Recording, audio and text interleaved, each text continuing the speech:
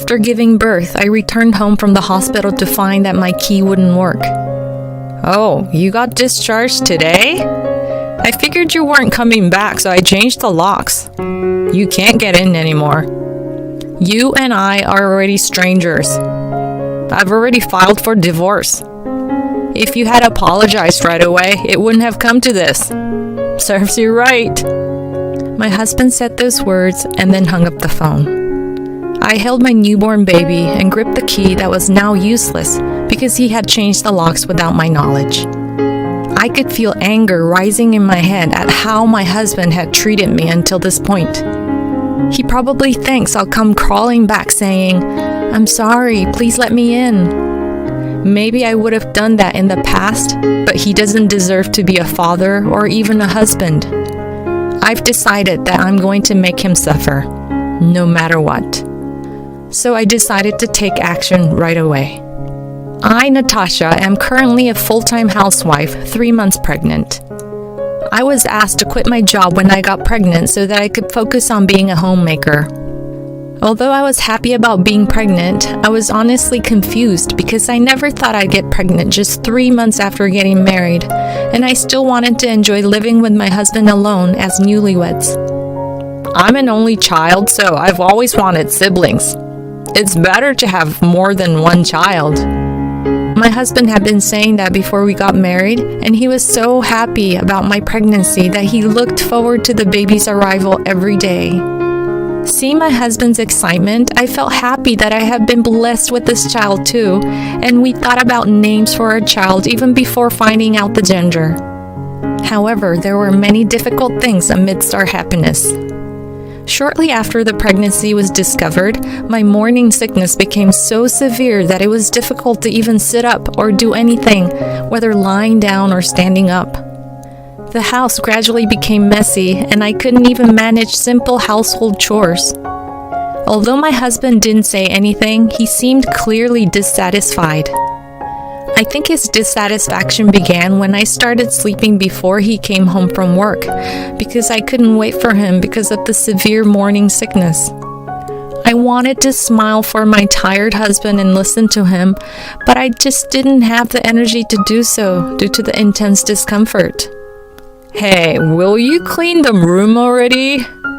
There's just so much dust everywhere. I want to eat food prepared at home instead of ordering delivery all the time. We're newlyweds, but is this how it's going to be?" I was most irritated when my husband said these words to me on his day off. "Well, then why don't you do it yourself?"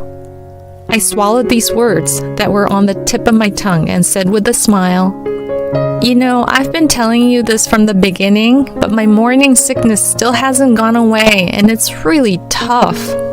So I'd be really happy if you could do what you can do to help.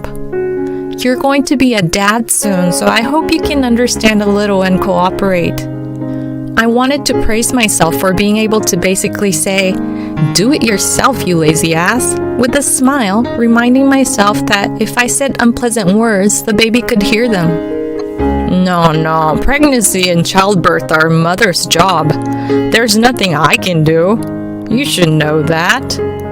You have to deal with morning sickness and take care of me and the house until the baby is born, or we won't be able to manage. Fathers can spoil the child as much as they want once they're born, so it's fine. It happened to be noon, so he said this and went out for lunch. Lately, there have been many days when he would go out to eat and not come back until late. He didn't even do anything thoughtful, like buying something back for me. I don't hate my husband or anything, and I married him because I love him, but he doesn't do anything for himself, and when no one listens to his stories or things don't go according to his plans, he sulks. How immature is that? For example, before we got married, there were many times when I had to cancel our dates due to my work schedule. He would complain in dissatisfaction every time, and I would try my best to make him happy by treating him to a delicious meal or comforting him. When he came to my house to visit, he would complain that the cleaning wasn't thorough or that the food wasn't good enough, but I could still laugh it off back then. He would lazily stay over at my house for more than a week and not help with any housework. At that time, I guess my maternity instinct was stimulated, or I found him cute or something like that, and that's why I married him.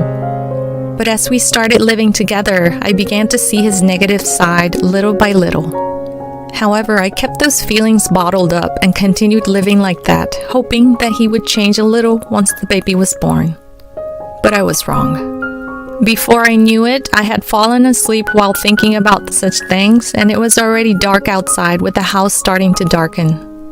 My husband, who had gone out for lunch, had not yet returned home. I felt relieved that he wasn't there, but I also felt empty. As I looked at the messy room, the word divorce suddenly overlapped in my mind.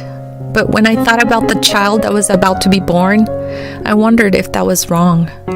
However, I kept overthinking things in my head and felt more and more depressed, unable to get up.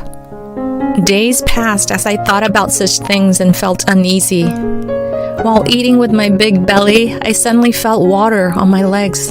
Could it be my water breaking? I panicked and rushed into the house to check when I started to feel some pain in my belly.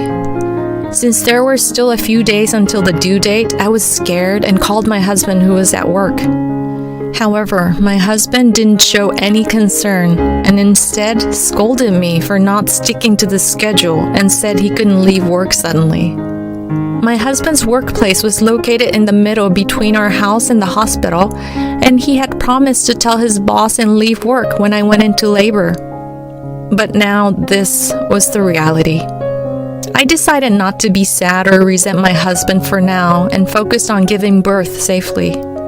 I immediately called for an ambulance and was taken to the hospital. Even after arriving, I was struggling with the pain of labor.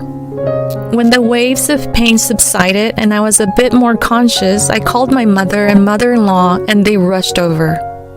I frequently checked my phone, but there was still no message from my husband. I had no more energy to worry about him, and soon my cervix finally opened, and after a long fight, I gave birth to my cute child. After resting on the delivery table for a while, I was taken to a private room. My parents and in-laws praised me, saying, "You did well," and my mother-in-law held my hand tightly with tears in her eyes. But then she suddenly looked as if she remembered something and said, "Wait, Dan hasn't come yet, has he?" Everyone present suddenly realized the same thing, and all at once they began to ask, "Where is he? And what is he doing?" I myself had forgotten about my husband's existence and took out my phone to call him. "Hello? Where are you now? The baby was born safely. I want you to come now. Everyone is waiting." "Good job with the baby. But you're wrong. First, apologize to me. Say sorry for leaving me out of the loop, for giving birth earlier than planned, for messing up the schedule. It's your fault that I couldn't be there. I feel sorry for the baby because she was forced to come out early. Anyway, I still have some work to do, so I can't come. Bye." He said that and hung up. At that moment, I covered my face and cried loudly. My confused parents and in-laws asked about the situation, and I couldn't hold back, so I told them about how he had been acting lately. Everyone was angry after hearing it, and my in-laws apologized to me and my parents, but my feelings towards my husband had already cooled down completely. I'm thinking of divorcing him. I know the baby is just born, but I'm sorry, Mom, Dad. That's not something you should apologize for, Natasha.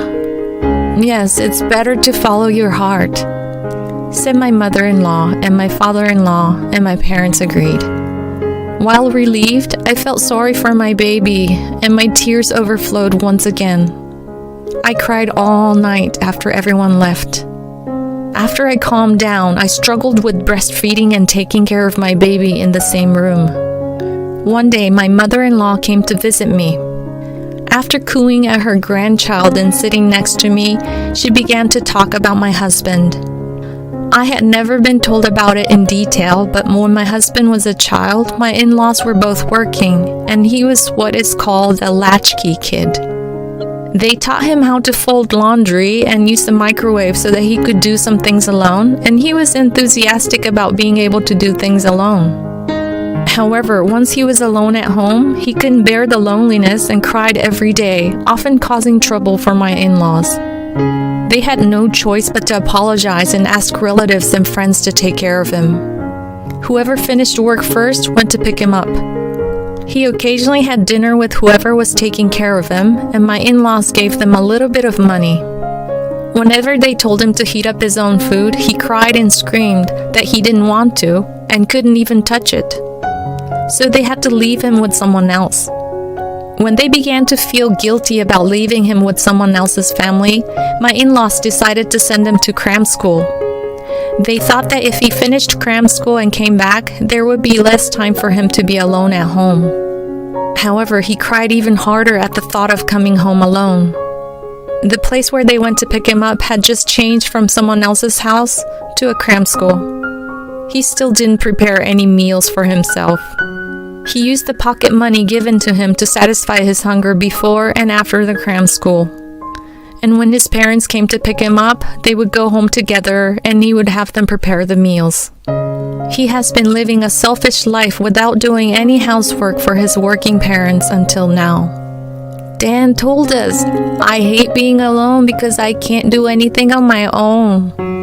So he only chose university and workplace where he could commute to from his home. That's why he can't do anything on his own. When he's at home, I end up taking care of him. I thought he would change when he got married and became a father, but he didn't change at all. I'm really sorry for causing you trouble, Natasha. I realized that our way of raising him was wrong. My mother-in-law said this with a sad expression. I strangely agreed that he wouldn't change just because he got married, since he had been like that since he was a child. I realized that I hadn't talked to my in-laws about how things were at home with Dan, and I unintentionally ended up telling my mother-in-law about it. That night, I was trying to get some sleep before the next nursing session, and then I received a call from my husband.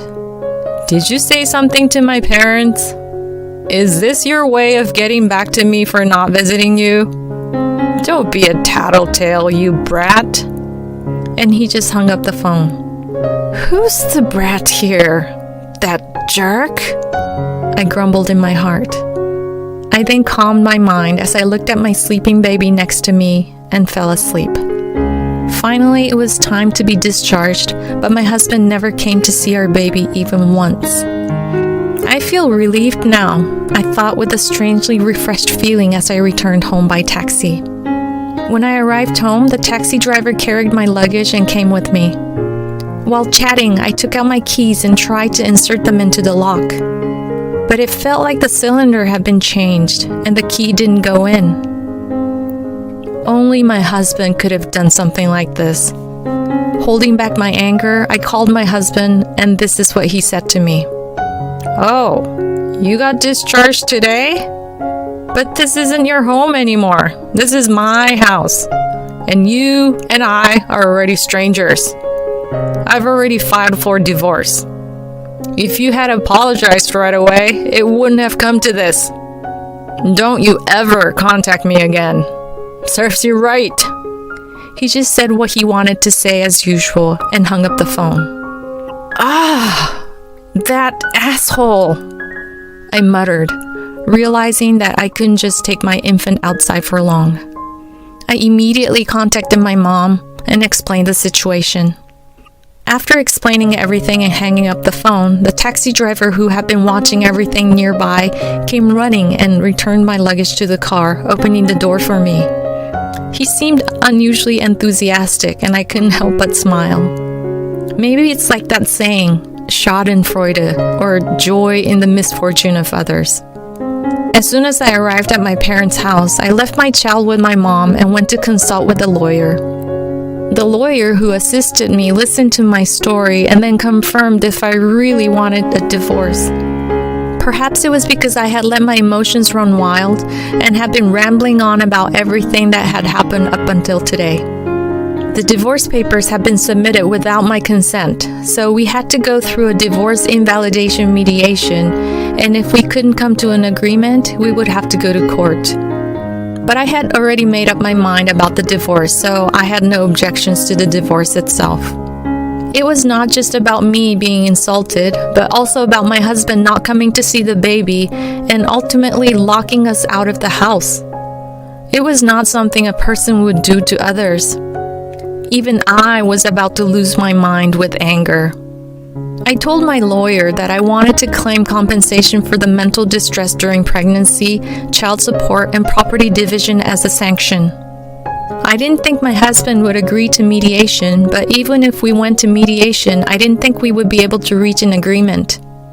The lawyer mentioned that it was not possible to immediately file a lawsuit without going through mediation as a preliminary step, and I felt a little discouraged. But it was no longer just my own problem. I had a baby to protect. Rather than groveling to my husband and struggling to live as if nothing had happened, it would be better for the sake of my future and my baby to struggle. Besides, my husband submitting fake divorce papers was a completely separate issue from my intention to get a divorce. He deserved to suffer. I will file a complaint against my husband, I told my lawyer. Soon after that, my husband was arrested by the police.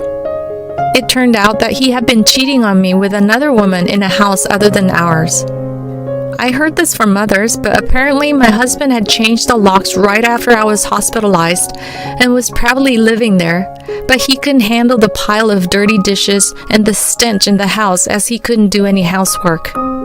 So he decided to move in with his mistress. He was living there carefree, but then the police came to visit and he was arrested. When I told my in-laws that I had gone to consult with a lawyer, they tried to contact my husband and visited my house, but couldn't get through to him, and he hadn't returned to his parents' house either. They wondered where he could be, but they never thought he would be cheating. It turned out it had been going on for a few months. Well, there were signs. He would go out during the day and not come back until late at night, claiming he was working overtime. But at the time, I was suffering from morning sickness and dealing with my selfish husband, and I honestly thought that having some time alone was better. Maybe I was pretending not to notice he was having an affair. My husband kept blaming me, saying things like, "I'm not at fault, it's Natasha's fault for leaving me alone," to the police and lawyers. He was like a child, crying and wailing, unable to reflect on his own actions. And he realized during the lawsuit that the more he insisted on his innocence, the worse the situation became. He then apologized to me for the first time since we met, saying, "I was wrong about everything. Let's start over. I want to see my baby." Since we never met in person, I heard everything through my lawyer. When my husband told me, "Clean up for once," it was the most irritated I had ever been in my life. But this apology and selfish demand from him topped that and became the most irritating moment in my life. I asked my lawyer to convey this to him, and he said he would tell him exactly as I said. After that, things finally came to an end. I was able to get a fair share of the property and even received more compensation for emotional distress than I had expected, considering my husband's infidelity. And by the way, the house was in my husband's name, so I simply gave it to him without any hesitation. I didn't want a messy, foul-smelling house anyway. As for child support, it was agreed that he would pay it monthly, but I heard secretly from my mother-in-law that he quit his job and started working part-time after this incident became known at his company. It seems he tried to go back to his parents' home, but my father-in-law scolded him and told him he would never step foot in their home again. So he sold the house we used to live in and is living somewhere else now. I don't really expect much in terms of child support considering his situation. However, my in-laws offered to help for the sake of their grandchild and said they would pay separately from my husband. I couldn't accept money from my in-laws, but I bowed my head in gratitude for their kind gesture. Now I'm back at my parents' house, and with their help, I'm planning to take some time to rest my mind and body. Someday, I'll move out with my child and start working to live a modest but happy life. I'll do my best.